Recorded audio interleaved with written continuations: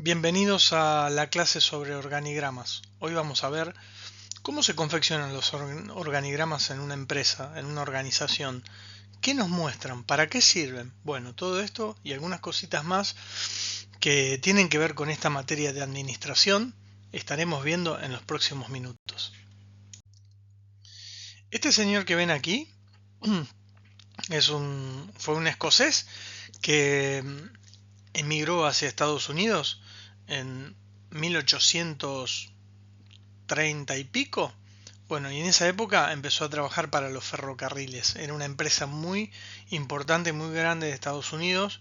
Y, y a este señor se le daba por todo el tema de estructura y de organización de la empresa. La empresa era muy grande y requería de tener claro quiénes eran las personas que estaban a cargo de las distintas áreas y quiénes eran los responsables. Entonces empezó a fijar algunos principios de administración mucho tiempo antes de las escuelas de administración, como veremos ahora, porque estamos hablando del siglo XIX, y fue el primero que diagramó lo que se conoce hoy como un organigrama. Este señor, Daniel Craig McCallum.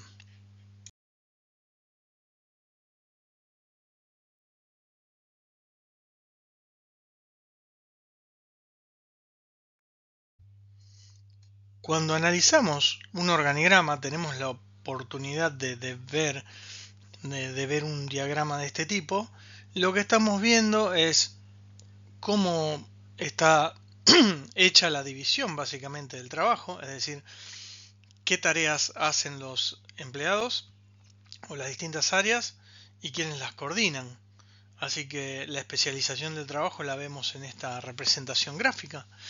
Cómo están divididos los departamentos, las áreas. Cómo está, digamos, enlazada la cadena de mando, digamos, desde qué jerarquías existen, qué tan horizontal es la empresa o qué tan vertical en cuanto a jerarquías. ¿Quién es responsable de cada área, de cada sector? Imagínense que eso es algo muy importante y eh, en las empresas maduras es necesario mostrarlo. ¿Cuánta gente, digamos, cuántas personas son las que mandan sobre determinados puestos? Si se cumple esto de la unidad de mando o si hay más de un jefe para una persona. ¿Cuántas personas son las que están bajo el control de algún puesto?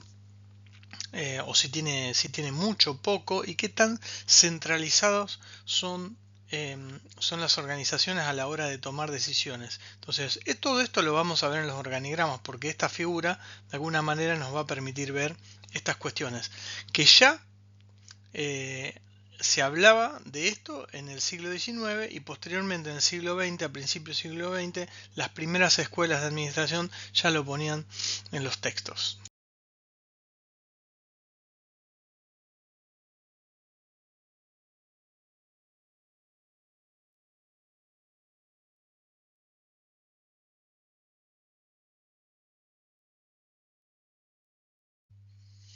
Pero entonces, ¿qué es un organigrama? Bueno, un organigrama es básicamente una representación gráfica de la estructura de la empresa, es decir, de cómo está organizada. Y esa representación gráfica tiene algunos parámetros y algunas convenciones que se han adoptado a lo largo del tiempo que hacen que tengan cierta armonía en todos los lugares del mundo que se muestren. No es que estos diagramas sean totalmente inflexibles, pero tienen algunas cuestiones que no podemos dejar de lado a la hora de confeccionarlos para que pueda ser entendido por el público en general.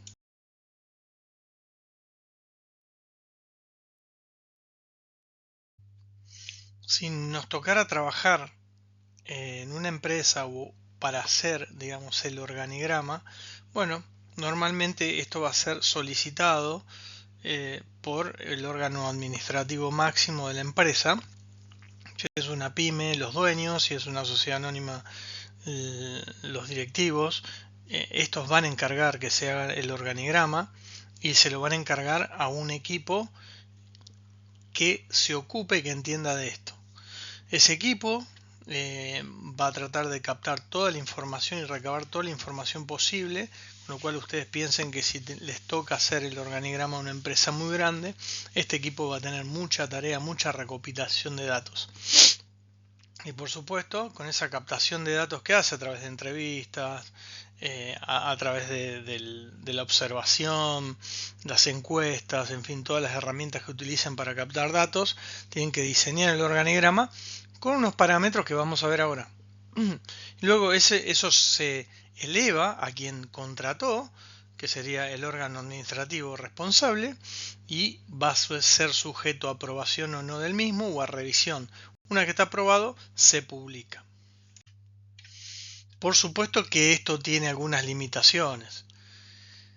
El organigrama va a generar algunas confusiones si no está actualizado, si lo hacemos una vez, si la empresa lo hace una vez y lo deja así para siempre, bueno, no va a reflejar la realidad de la empresa y termina no teniendo ningún sentido. Ni siquiera lo podemos usar para la inducción de un empleado nuevo en la empresa porque vamos a tener áreas que ya no existen o cambiaron o bueno, lo que sea. No refleja tampoco relaciones informales ni la cultura organizacional. Es decir, lo único que vemos ahí es la estructura organizacional más formal y bueno, y no dice nada respecto de las tensiones y los conflictos que puede llegar a haber entre departamentos o internamente, desde ya. Pero es un elemento muy importante para por lo menos tener una idea general de cómo está organizada la empresa. Recién veíamos una clasificación de organigramas por su naturaleza, pero básicamente nosotros podemos tener tres organigramas por su naturaleza, es decir, si tenemos un organigrama de un área específica o de una empresa o de varias empresas de un mismo grupo, ¿sí? Porque una empresa puede tener varias empresas, entonces también es una forma de demostrarle a los inversores y a los terceros que se interrelacionan con la empresa cuál es la constelación del grupo económico, como ven en este de Alphabet. Y en el del área es sencillo, es un recorte nada más que de un área, y después de una empresa es mucho más integral, como vamos a ver ahora.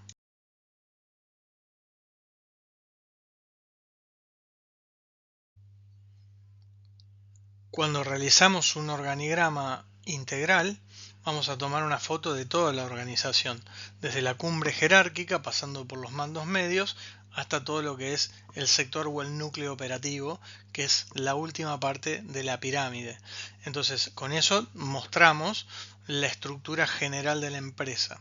Ahora, también tenemos organigramas que en su contenido pueden tener las funciones de las distintas áreas o de los distintos puestos, como es en este caso el organigrama funcional. Este es un tipo de organigrama que sirve para hacer una buena inducción para personas que ingresan a la empresa, entonces pueden ver no solo las áreas, sino que se dedican cada una de ellas, y también los distintos puestos y qué hace cada puesto, cuál es su función y cuáles son sus tareas. Pero bueno, también se puede tener un organigrama tradicional como el que estamos viendo ahí, el integral, y poner, digamos, un anexo con las funciones de cada área. Entonces eso también se puede resolver. Pero bueno, son formas diferentes de mostrarlo.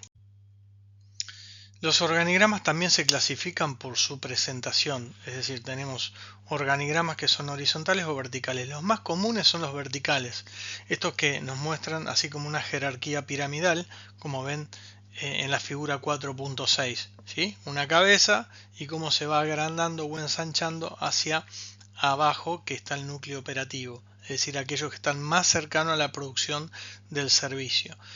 Y también algunas empresas lo pueden llegar a mostrar de manera horizontal, es decir, es el mismo organigrama, como lo ven aquí en la figura 4.7, simplemente para que no se muestre esa jerarquía piramidal y tenga otra forma de mostrarlo. No hay ningún otro motivo, pero los dos ejemplos son usados, pero más usado es el vertical.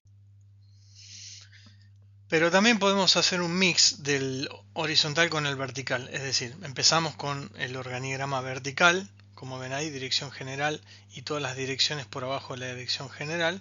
Entonces se ve claramente las jerarquías.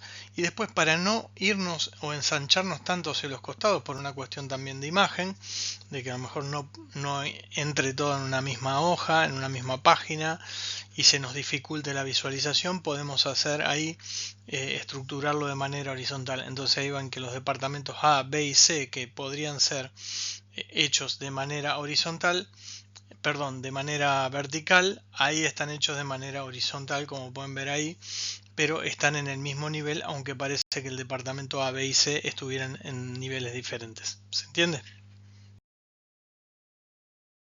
Vas a responder o a pensar cuál de estas dos formas de hacer organigrama es incorrecta.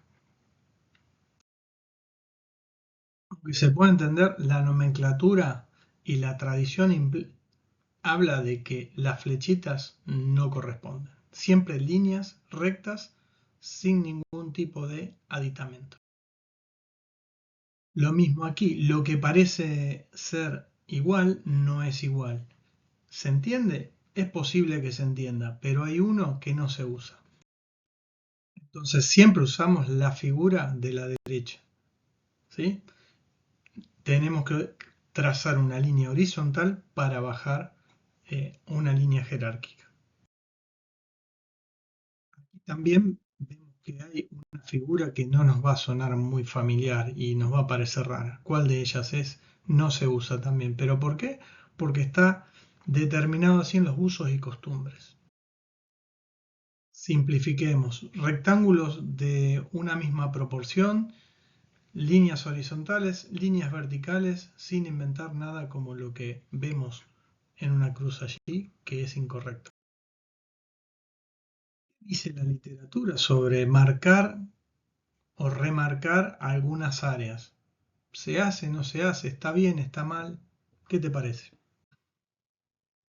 Pues no, no se hace nada. Todo tiene que tener una misma proporción, un mismo grosor de líneas, todo horizontal y vertical, no hacer nada raro en escaleritas ni nada de eso. Simplifiquemos. Así es como se debe ver como el de la derecha.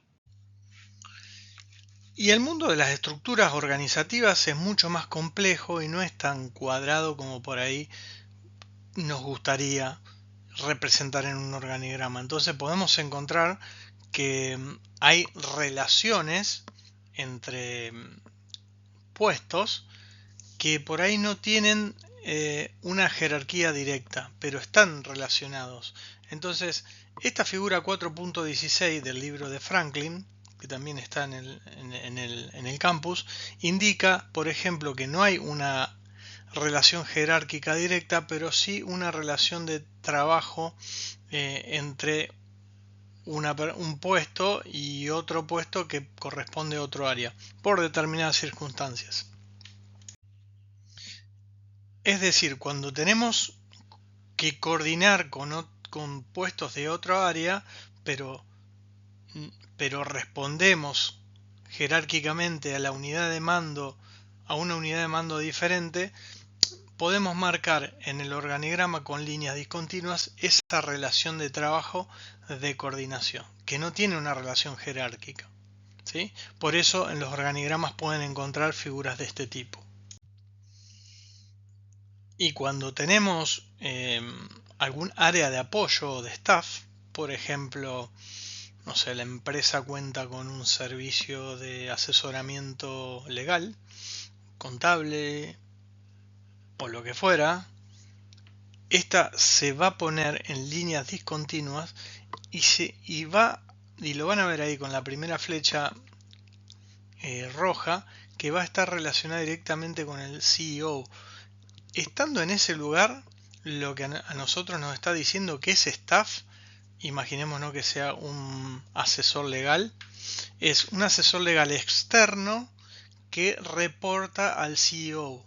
No está en la línea jerárquica, porque digamos que no es un empleado de la empresa, pero y tampoco le da instrucciones ni tiene poder de mando sobre ninguna de las áreas que se ven debajo, pero sí responde tangencialmente al CEO. Esa es la forma de ponerlo. Cuando ese asesoramiento pasa a ser interno,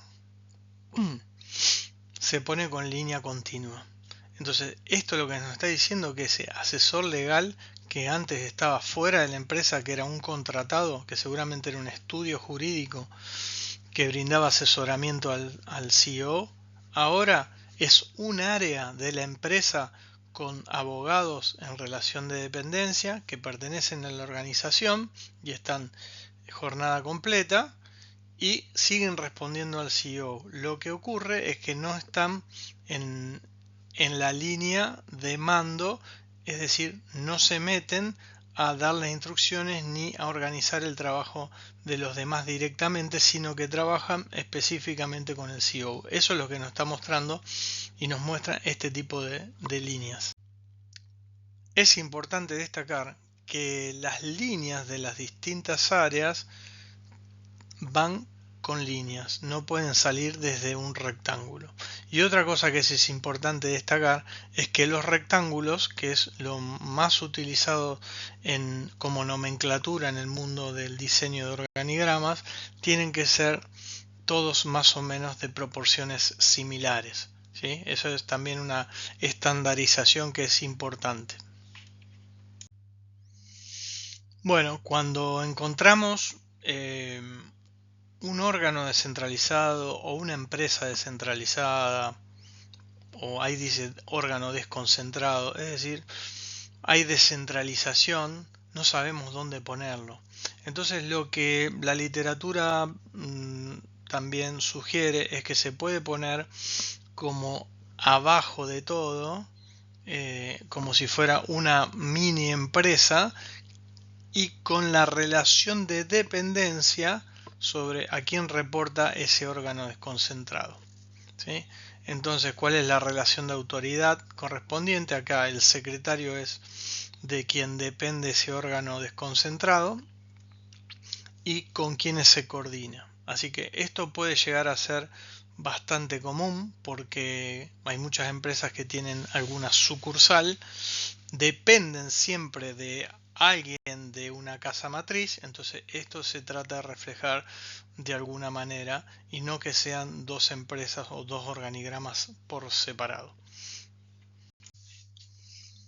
Existen otros tipos de currículums y porque no todo es como lo vimos anteriormente, pero estos no son tan usados, pero sí son interesantes para ver. Por ejemplo, estos organigramas circulares que ponen al CEO o al director ejecutivo en el centro y a todas las gerencias, haciendo una constelación de las distintas áreas de la empresa que giran sobre el CEO, es un poco CEO céntrico.